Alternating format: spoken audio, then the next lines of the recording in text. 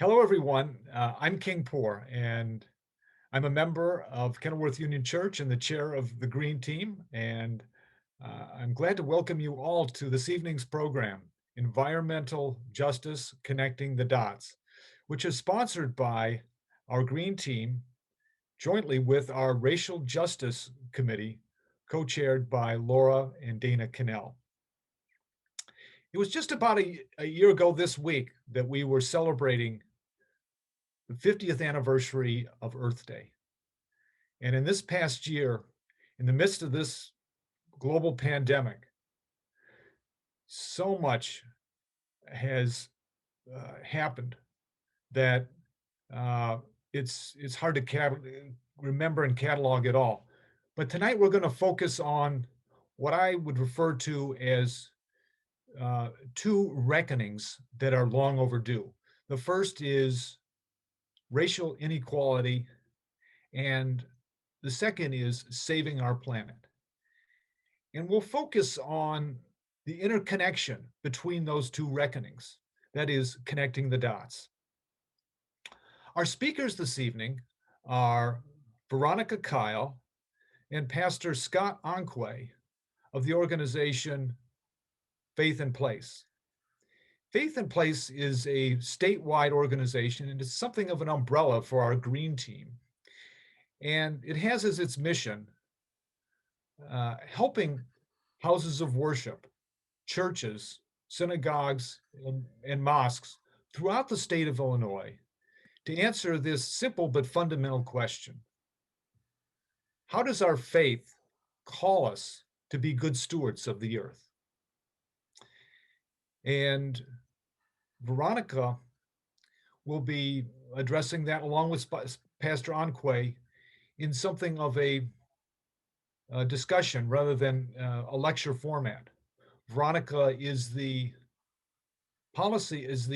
outreach director for Faith in Place, and Pastor Onqué, in addition to being the senior pastor at St. Luke's Missionary Baptist Church in the south side of Chicago, is also the policy director for Faith in Place.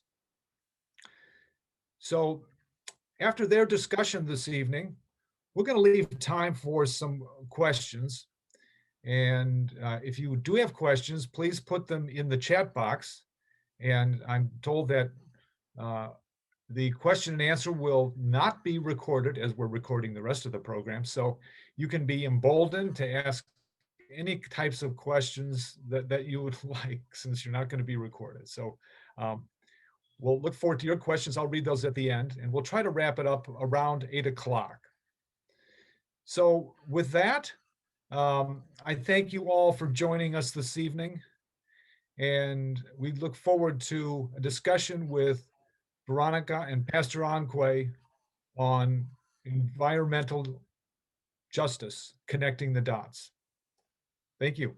And now I'm going to turn it over to Veronica and Pastor Onqué. Good evening, everyone. This is Pastor Scott Onqué, and thank you, King Poor, for a wonderful introduction, and thank you for sharing with the membership the work that Faith in Place does on a continual and daily basis.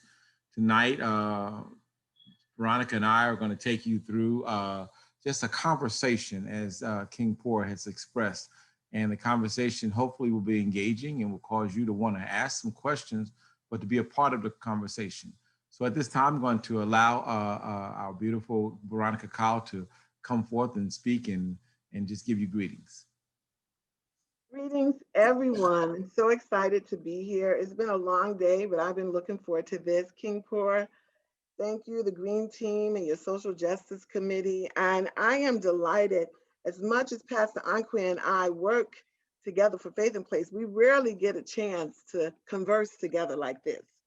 And we have these conversations, you know, just personally, but to be able to be here tonight, I'm an eco-womanist, and one of the things that we call these Zooms, I got tired of calling them Zooms. So I grew up where we had these discussions at your kitchen table. So welcome to our kitchen table tonight for this discussion, right? That means we family and friends and all been invited. I just want to, start by saying that We have our, wonderful communications director, Elena, who's going to be throwing up some slides. And this is just kind of help Pastor Onqué and I stay on task with our discussion.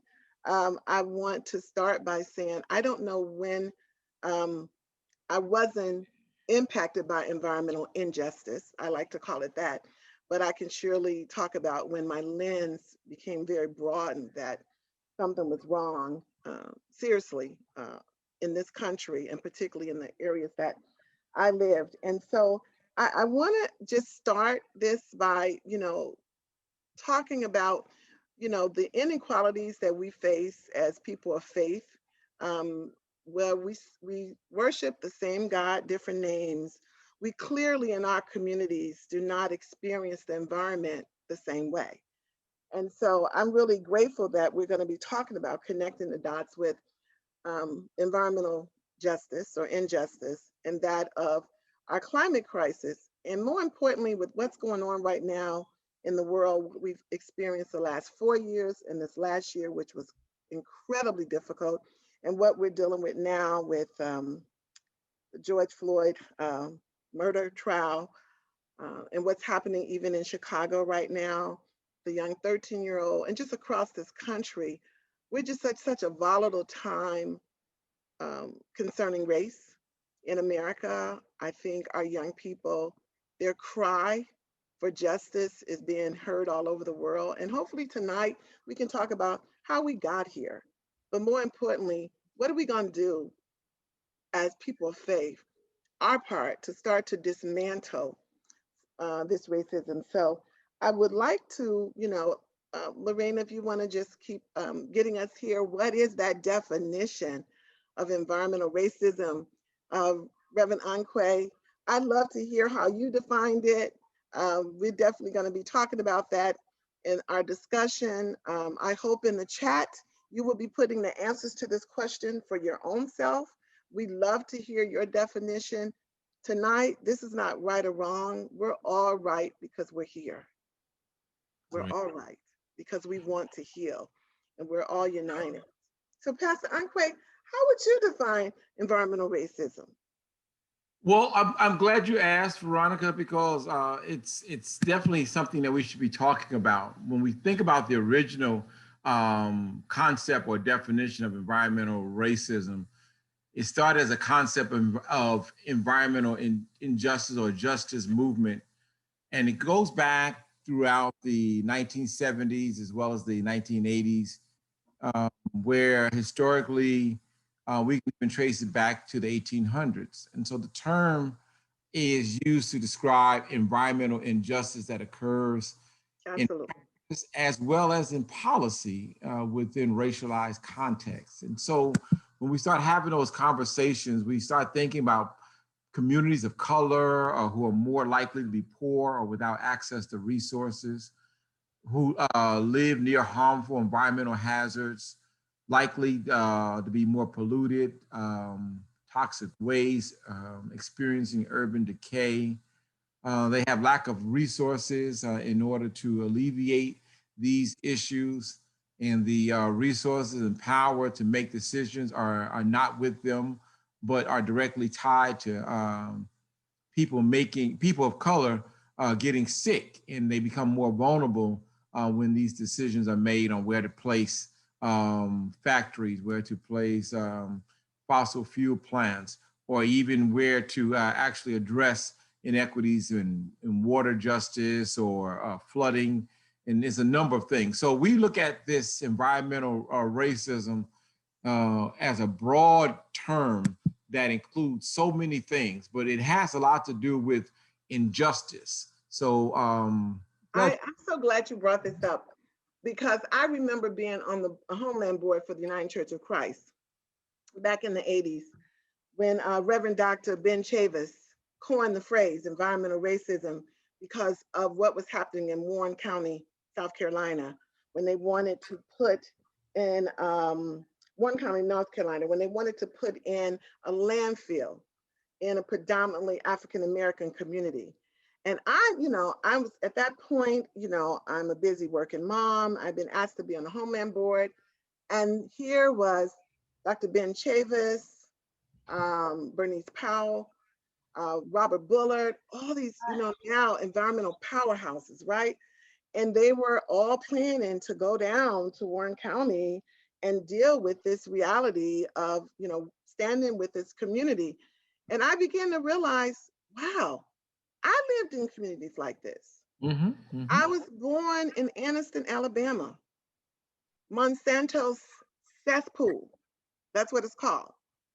90% of the relatives in my family died from some type of upper respiratory disorder, right? As a matter of fact, Zen Drive was the street where a lot of my relatives, every other person was either your cousin or whatever said they were anyway. And now that area is condemned. The people who live there because they have nowhere else to go. Most of the descendants who bought those homes are passed on. The original owners have passed on. And so I grew up realizing now that being Black in Alabama, certain parts of the community where you live was where all of the environmental injustice were happening. Fast forward, we migrate to Chicago. My dad moves us to the north, like so many people, we migrated when I was 7.5. I remember that because I had my 8-year-old birthday, in none other than Argyle Gardens. Here we go. Argyle Gardens to this day is still called the toxic donut of the South Side, surrounded by, I didn't know what that was. I saw the mound on the hill as you're coming down, the Bishop Ford, and I would see this fire coming out, and you knew you were hitting 130th, which was our exit, because it smelled like rotten eggs, the fumes, right? That was a landfill. Then there was the docks and the steel mill and the incinerators at the end of the row houses. And my mother, who had never had asthma, when she was in her 30s, had her first asthma attack. At that point, we did not know, I'm a little girl, that the late, great Hazel Johnson, who's known as the mother of environmental justice, started noticing all of the babies that were the miscarriages and children that were born with deformities and the asthma in Argyle Gardens. And she started, getting the health department involved, and ultimately was invited to the White House by everyone else. So it happens in neighborhoods where systemic racism has continued to live and grow, wouldn't you say? Yeah, absolutely. And Veronica, I grew up in New Jersey, in the city of Newark, and right next to Newark is a town called Elizabeth, New Jersey, which is another toxic city. And we would often smell the fumes from Elizabeth coming into Newark, and we would wonder what that smell was. And of course, many of the residents and the children living in Newark and Elizabeth, which are Black and brown communities, they have high degrees of asthma and high degrees of cancer and lead poisoning in the water, in the paint. The water, the paint, all of those issues become are real in what we call environmental racist communities, or communities that have experienced environmental racism. And so that's why when we have these conversations, we can all think back to that moment when we realized that something wasn't safe in our community. Something was unjust. And that's part of the conversation tonight when we think about having a conversation around environmental racism and connecting the dots. The dots can easily be connected because when we get to the point of talking about Dr. King and the letters from Birmingham, we'll see how everything is interconnected, and so interconnected that we have to make conversation to address it. Right. You can't have environmental injustice without having social injustice. Exactly. It's all connected. It's all connected.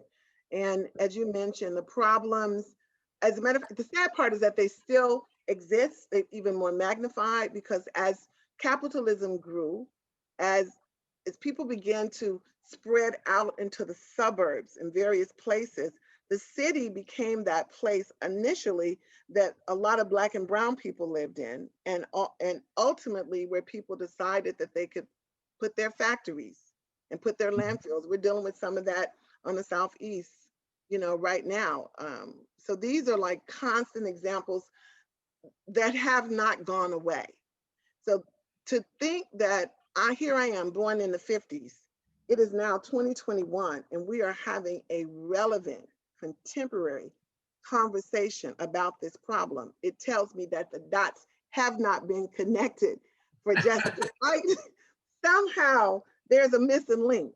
So look, we're going to solve this today. We're going to solve the whole problem of this today. They need to listen to all of us on this chat, because this dot is dismantling racism, period. Where disinvestment, exploitation, all of those things that happens when you think that the other doesn't matter. It's what got us here. But what people did not realize is how much it was hurting our common home, right? The planet. We all have to live here. This is it. This is the only show in town. I mean, I know they just sent some paper helicopter up in another planet. Pastor Onqué, you and I will not ever be able to afford to get up there, even if it was an alternative, right? Well, we recognize, listen, we recognize that we live in vulnerable communities right now. And again, the lack of access to resources and the power to make those decisions concerning our own neighborhoods is part of the problem. When we think about on the south side of Chicago, right now, a company by the name of General Iron is trying to relocate from Lincoln Park, which is a white community, yes, to a black and brown community on the far south side of Chicago. And the residents there don't seem to even have the power to stop them. And the decision is being made downtown and by judges and the governor, whether this company that had a history of polluting in Lincoln Park, had all kinds of infractions, are now ready to partner with another recycling plant to continue polluting a community that's already in distress. And so, we can look around right here in Chicago and see how environmental racism continues to keep vulnerable communities vulnerable. But then even on a global stage, when you think about what happened during Hurricane Katrina, where the infrastructure was not there to sustain a hurricane or a flood, or even in Puerto Rico with Hurricane Maria, and how their poorly built infrastructure, because it was a brown community, was not able to keep that keep Puerto Rico safe. And then it goes back to, remember the earthquake in Haiti? We go back there, those buildings were not built to survive an earthquake. And again, if you connect the dots, you'll see that communities of color stay vulnerable because the resources are not directed to those communities. And so we are actually having a conversation tonight. It's interesting. I have close friends that are in Houston, and they just had the big power outage, right? They had all the environmental impact there. They've had quite a bit of flooding. What a lot of us did not know is that the first neighborhoods to lose their power were the Black and brown predominantly resided communities in Houston. It really didn't hit the news until the more affluent communities started losing their power.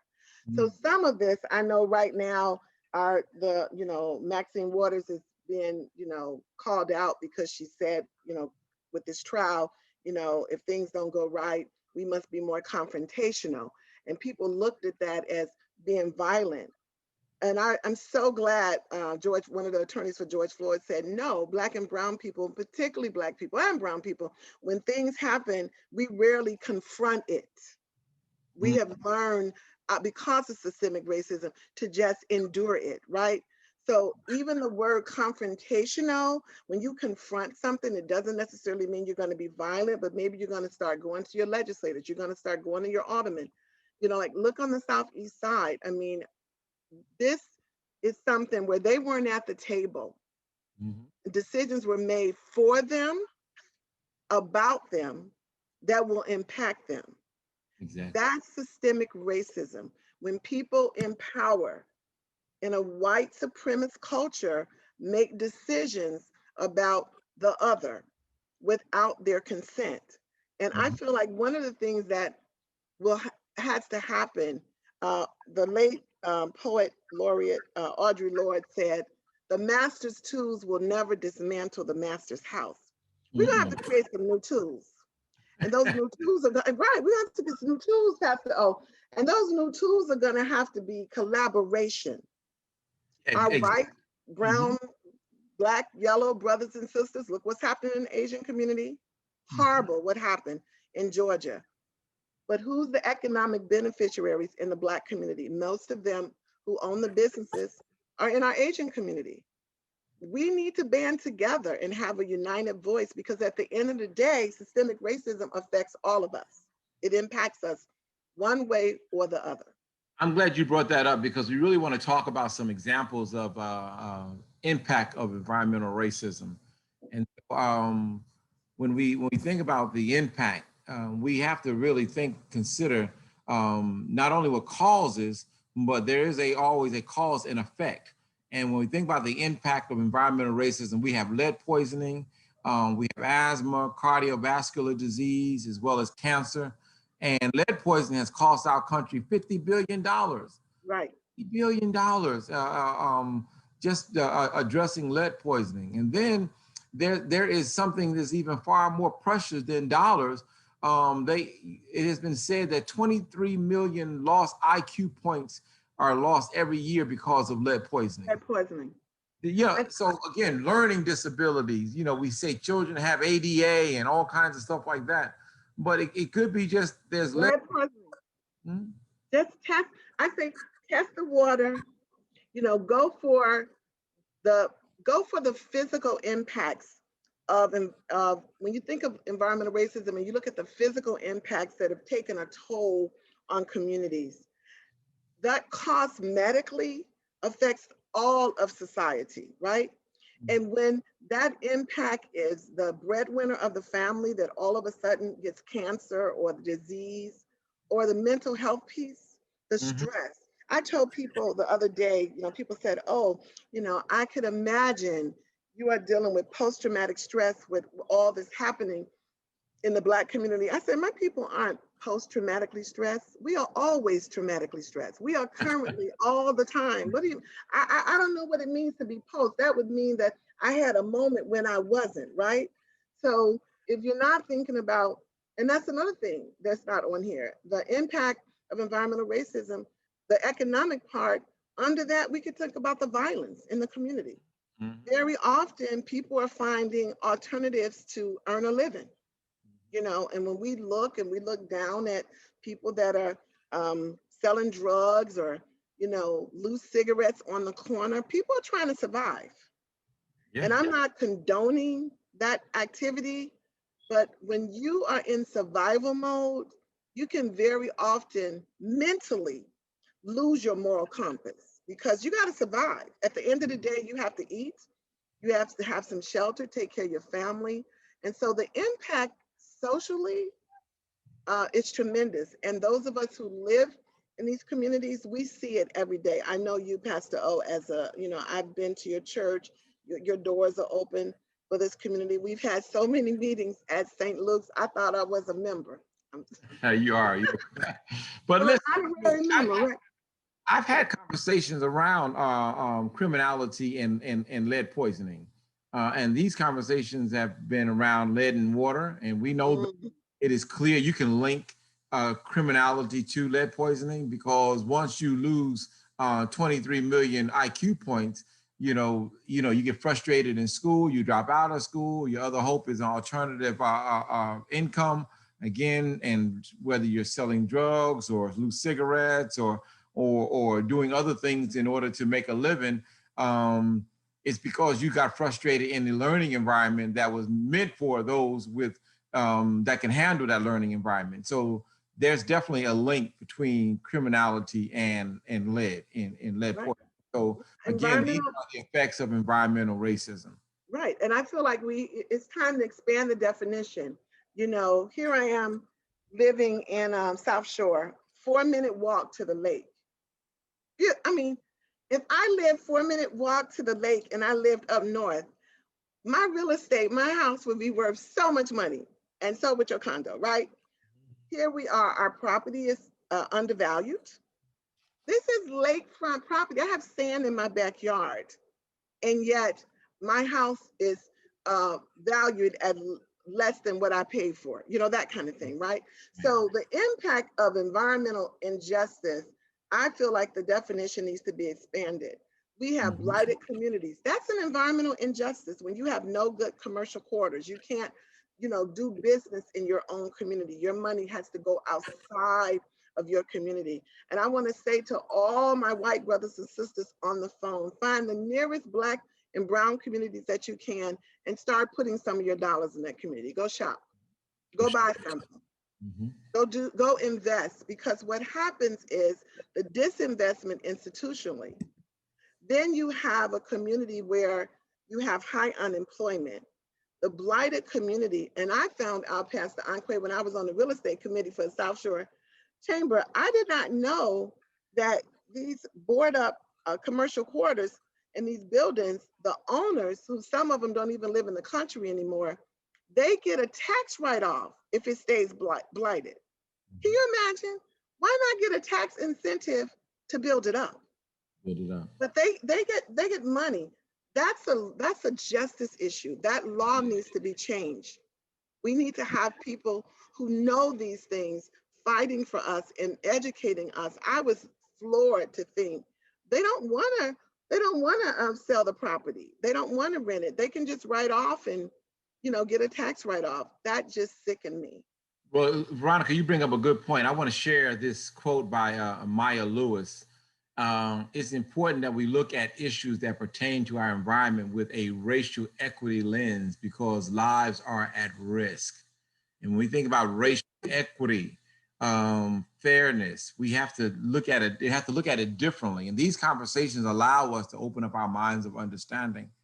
And so as we segue into the next part of our discussion, we wanted to talk about Dr. Martin Luther King's letter from a Birmingham jail, and how that letter appears to be relevant to our existence right now. It is. So, we wanted to make it kind of fun first. And so, you know, why is the letter important? It's a powerful defense of the motivations, tactics, and goals of the Birmingham campaign. But what was the Birmingham campaign? The Birmingham campaign was rooted in dismantling the injustices that were very prevalent in the city of Birmingham, where segregation had been outlawed by the Supreme Court some 8 years earlier. They still had problems with segregated things going on in that town. They did not want to change the signage of you know, white only and black only. They didn't want to change. They didn't want to have access to voting. There was a mayoral election coming up, and again, the Black community was disenfranchised in even the election. And so Dr. King was actually writing white clergy who had spoke out against him publicly, saying that he was basically a rebel riser. He was causing trouble. He was an outsider causing trouble in their sweet hometown of Birmingham. And so let's do this before we have some further conversation. Let's have a quick poll. Do you think Dr. King had a legitimate point with his concerns?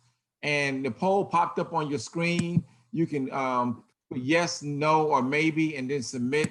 And our poll watcher will let us know how the polls came out.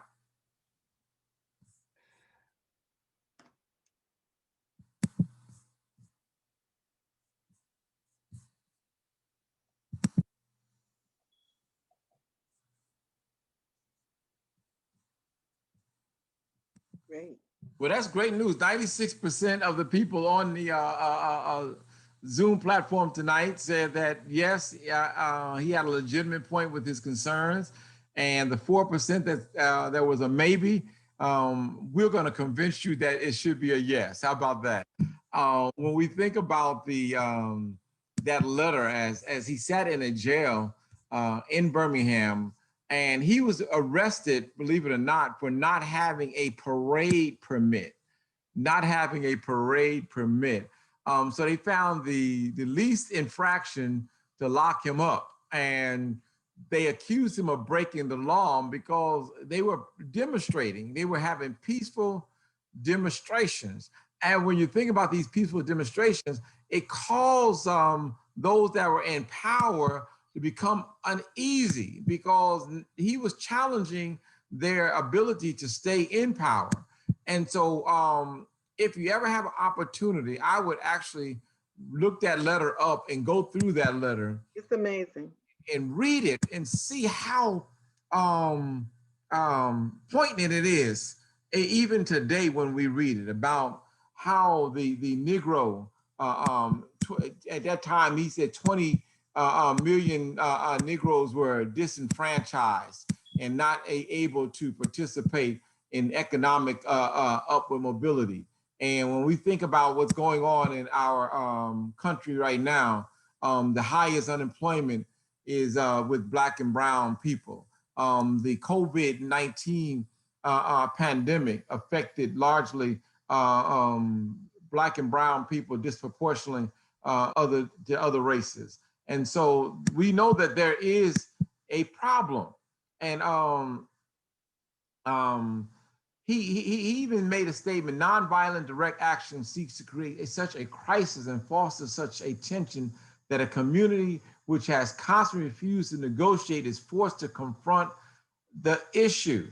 And that's why we have protesting, and that's why we have marches, because you want those in power to have to confront the issue that is at hand. And so this is a moment in history. But do you know that it was on April 9th of 1963 that he wrote that letter, some 58 years ago? And he wrote it during Easter because he wanted to impact the economy, because Easter was one of the biggest shopping times in the community, you know, during that time. And so, other than Christmas, and he puts that in his letter. We purposely chose Easter to have these demonstrations to interrupt the economic flow, because you know where you can hit them at, Veronica? Hit in the pocket.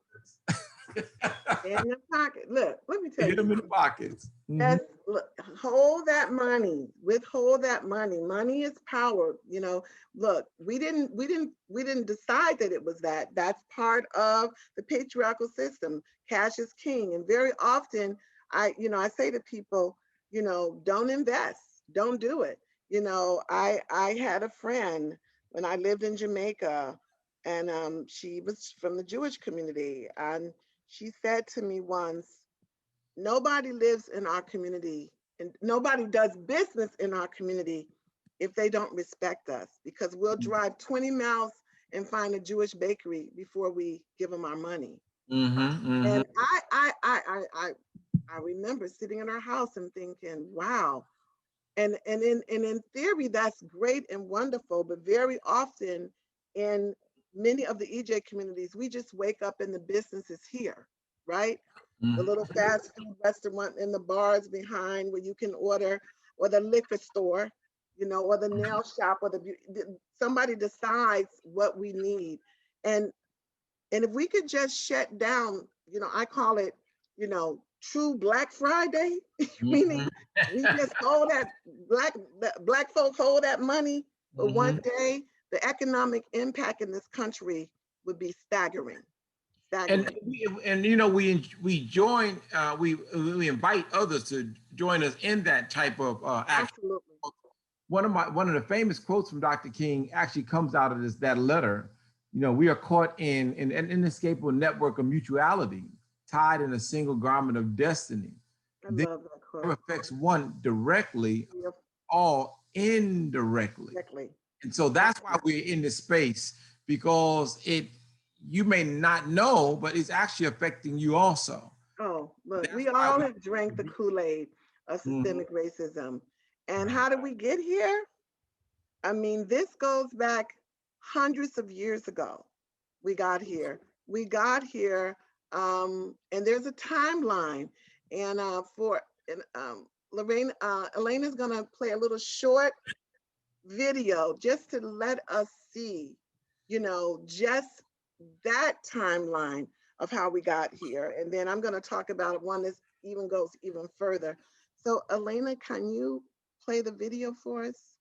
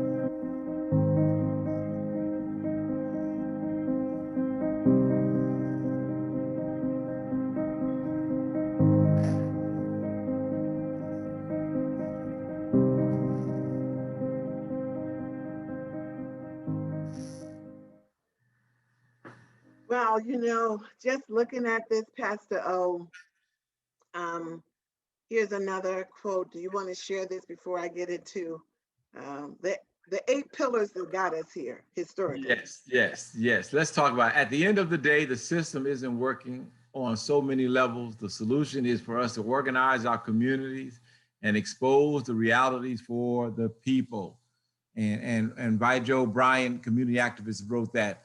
But let's have some discussion about these 8 pillars of the caste system. I never thought about it this way until I had an opportunity to read Isabel Wilkerson's book, Caste. And when she described the 8 pillars of the caste system, I just welled up inside with sadness. African Americans, the United States and India, these 2 countries, not that other countries haven't, but have embraced this caste system, which she said goes back 400 plus years or more. And we've heard some of this throughout my life, and clearly, even in the last administration, divine will, it's just God's, it's just God's will. Some people was born more privileged than others. Inheritability. I am because my grandparents were. I can't really rise anymore, above my family legacy. I was just born. You was either born with money or you wasn't, Pastor O. Too bad, You either had it endogamy. You can't be marrying and mixing the blood, right? Purity.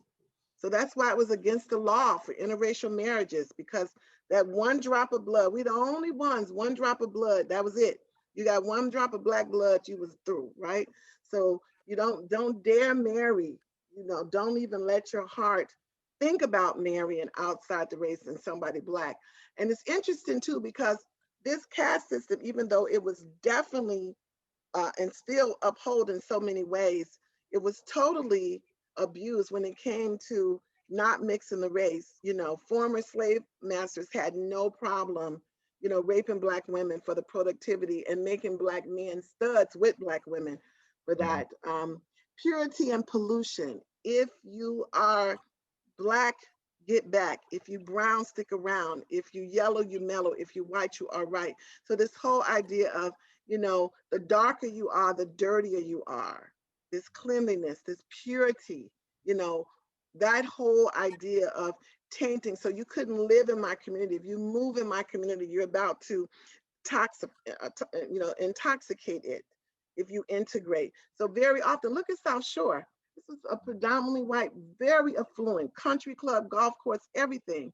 The black folk who moved over here first were doctors and lawyers and sports celebrities and actors, and people moved out. White flight happened because of things like purity and pollution. What's going to happen to my property? What's going to happen? What if my children decide they want to date, somebody black? Occupational inheritance. I am a helper because my grandmama was a helper and her mother was a helper. So I can't be the doctor. I can't be the scientist. I can't be the lawyer. And that dehumanization and stigma. Look at the trial with George Floyd. He's big. He's black. He's too much. Remember Tarzan, the movie? The show Tarzan and how we're portrayed. And the terror and cruelty. If I don't think you're human, if I don't have the value, I can treat you any kind of way. I can hang you from a tree. You can be strange fruit. I can put my knee on your neck. I can shoot you with your hands up. I can shoot you in the back. And this is hard, you guys. Stay with me. Just breathe. But this is the country. And then this inherent superiority and inherent inferiority. You know, it is what it is. What did our former President Trump say? Hey, I can't help it that I was born in a family of billionaires. This is a quote. I'm like, okay, so I didn't, and I you were there and I wasn't, and I can't help that. This caste system plays out today. And we see how it's used. These various different ones are used to keep this systemic racism alive. We feed through this, and sometimes unknowingly you do. And so I bring this up, and if you haven't read the book and if you've never heard about these 8 pillars, I suggest you start to look at them and then begin to think about how America runs as a country. And I'm sure you're going to be able to plug in incidents. We have to all stay woke now to these 8 pillars. I'm very sensitive to them now, Pastor O, and I've seen them play out. I've also seen the internalized oppression of them. Mhm. You know, my family, here I am, an environmentalist. My dad brought me north. I am a little girl, and he says, I'm bringing you north so you can get a good education, so you can use your head, not your hands. So can you imagine, as I'm now loving the digging the dirt and plant, I got to remember the conflict of that. Because from where he stood, that was that occupational inheritance, that this is all you can do, and I'm gonna make sure you get to do more. You see what I'm saying? So we, even as people of color, we have struggled to try to rise above and prove somehow that these caste system, these pillars are not true, and they're not, and we know they're not. They were a human construct. So I just wanted to share that with people. So here we go. This is All where you right. and I could come in. This is where, All yes. right, people. This is it. Environmental justice is not just us, it's all of us, right? Well, I saw a quick question already in the chat from King Poor. What piece of legislation in Springfield, Washington are most important to moving us forward on environmental justice? And I'm glad you asked that question. I do appreciate President Biden's executive order and his introduction to his the new infrastructure bill, which is going to include some environmental justice or renewable energy infrastructure in it. And so we have to get legislation like that. But on a local level, we have a great piece of legislation called the Clean Energy Jobs Act. And we would love for you to speak to your legislators, your state senators and your state reps, to let them know how important a piece of legislation like the Clean Energy Jobs Act is for our future. Because again, it puts us on the trajectory of being renewable by 2050. It phases us out of fossil fuels by 2030. It allows us to have workforce opportunities in energy efficiency and solar and renewables, and that those trainings and entrepreneurship opportunities will be located throughout the state. And then also electrification of fleets, trying to remove at least 1 million active diesel vehicles off the road and replacing them with electric vehicles. And not everyone wants an electric vehicle, but if we can get municipalities to have electric fleets, buses and things like that to service the communities, or encourage us to change our transportation modes and our habits, that again will allow us to be a part of the furthering of getting to a society that we appreciate renewable energy, and we having a cleaner environment. So, because climate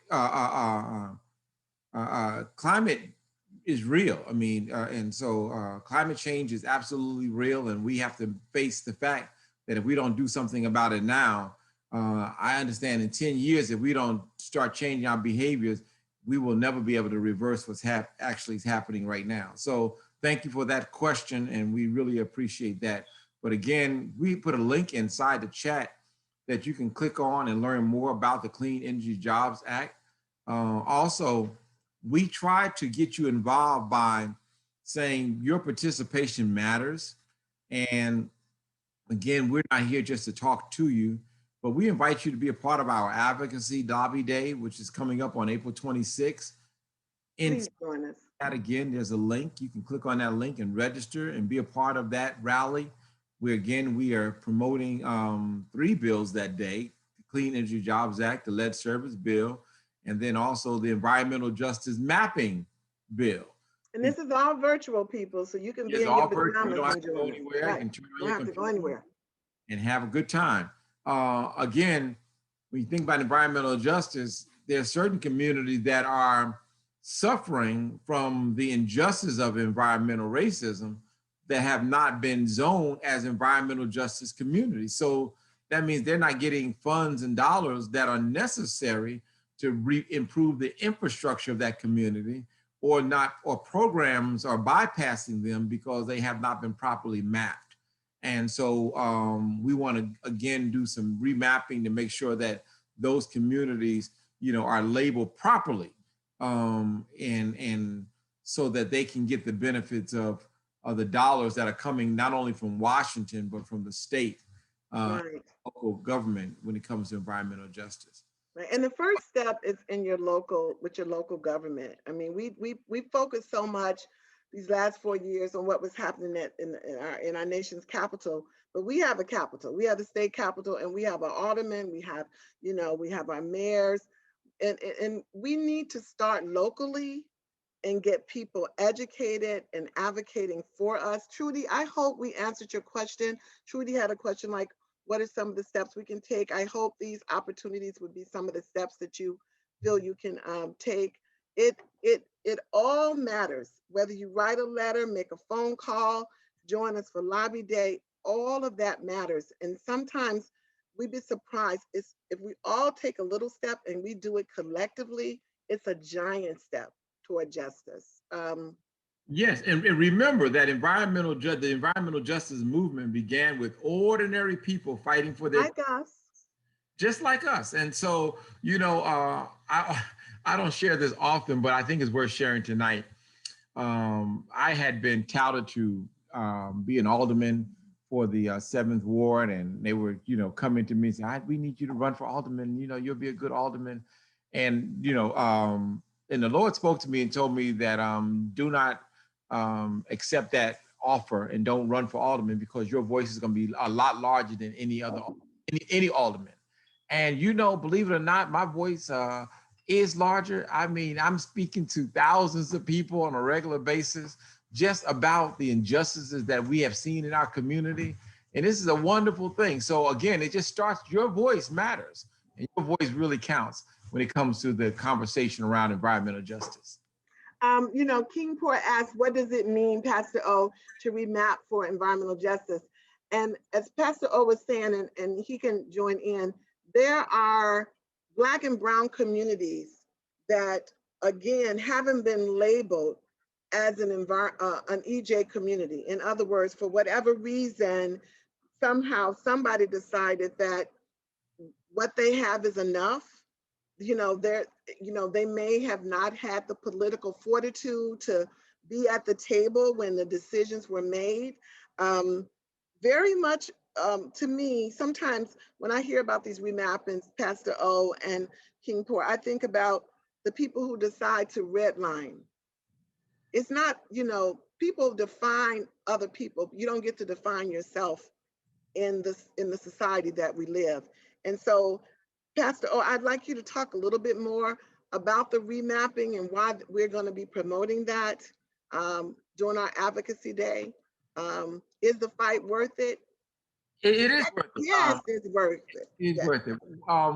The environmental justice mapping typically has been mapped out according to 80% of the median income in a particular area.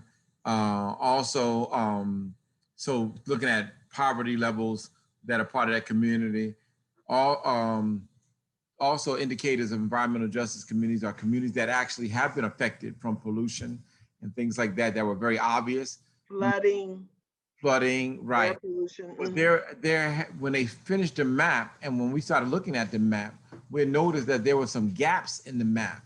And there were people that actually should benefit from environmental justice programs that are not benefiting from them because they're not deemed to live in a environmental justice community. So at that time, currently they have to go through census tracts and prove that they're environmentally injustice or suffering from environmental justice, and in order to benefit from some of these programs, such as the Future Energy Jobs Act, which is FEJA, which was passed in 2016. Many of the communities weren't even labeled as environmental justice communities, but when they come to find out, they actually are because of the residents. And so that's why they're having that law, but not that bill, to be promoted so that we can read. Oh, there we go. Thank you. So we just loaded another link that you can click on to get more information about the EPA.government EJ. Thank you, Jenny. Appreciate that. Right. Vicki said, who designs these maps and what governmental department is responsible for changing it? And that's where that bill will decide who's going to design that mapping and who gets to make that decision. Just like districting happens right now with the party that's in control, we want to make sure that those that are making that decision understand who are in the communities and really what makes up an environmental justice community. And Pastor O, as someone who is now in the 5th or 6th term, I've lost count, as an environmental justice commissioner for the state of Illinois, I hope our commission gets to be on the, around that table, making those decisions, because the people who are on that committee are much more sensitive and aware of communities that are not at this point recognized. So I'm hoping this can be something that can move us toward even more justice in Illinois. Vicki, I don't have the number. I can look it up real quick. Give me a second. I'm gonna look up the actual bill number for you so you can learn more about that bill. I don't have the number at the top of my head. Excuse me. Well, I'm very much aware that it is 7:58. And as you can see, this is a conversation Pastor O and we could go on and on and on about. I'm appreciating the questions, but I want to make sure I don't want to leave anybody else out. If you have any questions that you want to share, any comments, I also, would like to ask the question, was this helpful at all? Did it